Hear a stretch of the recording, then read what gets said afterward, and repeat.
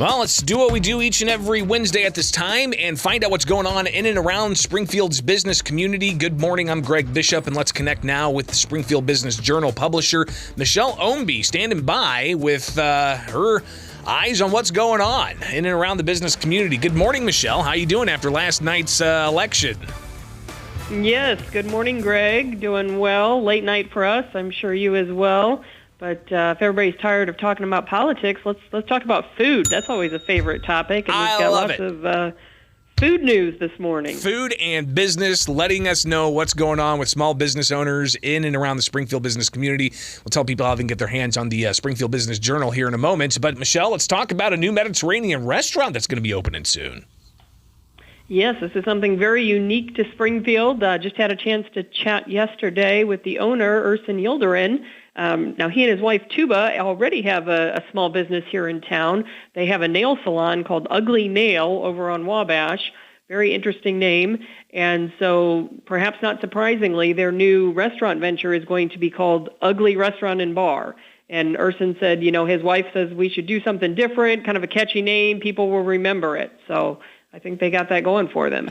But this is going to go over in the former Dew Chili Parlor space. You may recall it was just a few months ago that Mike and John said they did not renew their lease for that space over on Wabash Avenue. Of course, they've already got 2 other locations in town and said they were even looking to expand outside Springfield, but they gave up that spot over there on Wabash, and it was pretty well turnkey. So Ersin said he's made some minor updates and cosmetic changes and actually hopes to have a soft opening by next week. Well, best of luck to them. It'll be interesting to see how the name. What's the name of the establishment again? Ugly Bar and Ugly Restaurant. Ugly Restaurant and Bar. I love it. To go with Ugly Nail Salon.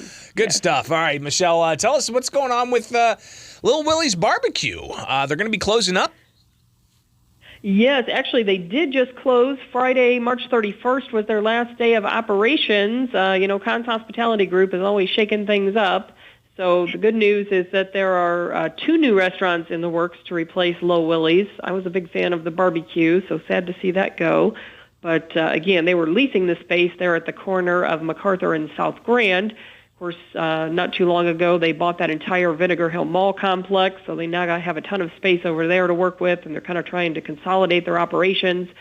So they're hoping as soon as the first part of May to have a British-style pub open. It's going to be called Trish and Mary's Pub, so, picture soccer on the TVs and darts and English beer and all that kind of thing. And that's going to go in the former Tommy's Tap space there in Vinegar Hill Mall. But then they're also working on what they say is going to be their anchor restaurant in the former Julia Kitchen space there at Vinegar Hill. Now, it won't operate under the Little Willys name. Karen Kahn said they're kind of rebranding it. It's not going to be, just the barbecue and the smoked meat, but more of a Southern-style kitchen. So think like your shrimp and grits, your fried okra, your jambalaya, all that kind of thing. And that will be their next venture once they get the British pub up and going. Yeah, I love Conn's Hospitality, their unique flavors they bring, the small business atmosphere they bring, and always willing to innovate. It's good to see them, as you said, shaking things up from time to time. So we'll be watching those spaces closely. But another restaurant not having as much luck moving forward with adapting to the times. What's going on with Bob Evans off of Stevenson Drive? Yeah, so there's a couple chain restaurants that there's been a lot of stuff floating around on social media lately. The Bob Evans on Stevenson has permanently closed. I know a couple weeks back people started reporting that it had gone dark, and I guess there was a sign up at one point saying they were just making repairs. People were speculating it might have something to do with a recent health department inspection, but Sangamon County Health says no, that's not the case, just a coincidence.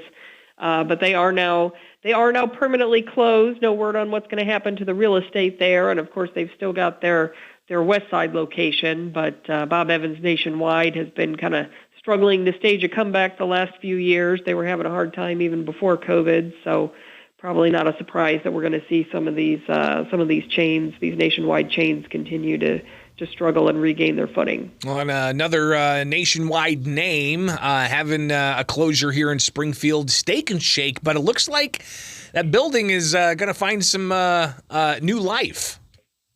Yes, this one is not going to stay vacant for long. The Steak and Shake in Prairie Crossing just closed last week, but a marijuana dispensary is going to take its place. There are actually 3 new licenses that have recently been approved by the Springfield City Council.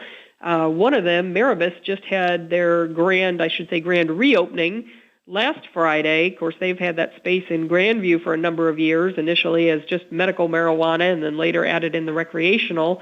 They were one of the first ones in Sangamon County, but they have now closed the Grandview location and reopened on Denver Drive in a former cell phone store right there off of North Dirksen.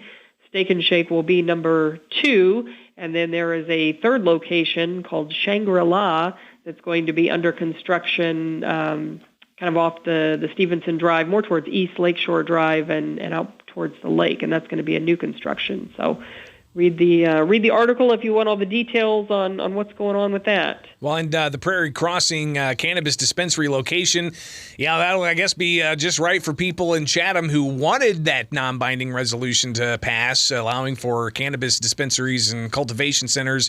That didn't pass last night, so hey, if this thing opens in Prairie Crossings, they'll just have that kind of easier access right down the street, so who knows? Right. Well, and you got Ascend, too, right there in Parkway Point, so not far away, just the other side of Veterans Parkway. There you go. I appreciate the calls, as always. Michelle, thank you, and tell us how we can get a copy of the Springfield Business Journal. Sure. If you go to our website, springfieldbusinessjournal.com, you can sign up for Biz Bites. That's our newsletter that comes out every Wednesday afternoon, and it's free of charge, so you can get a roundup of what's happening around town.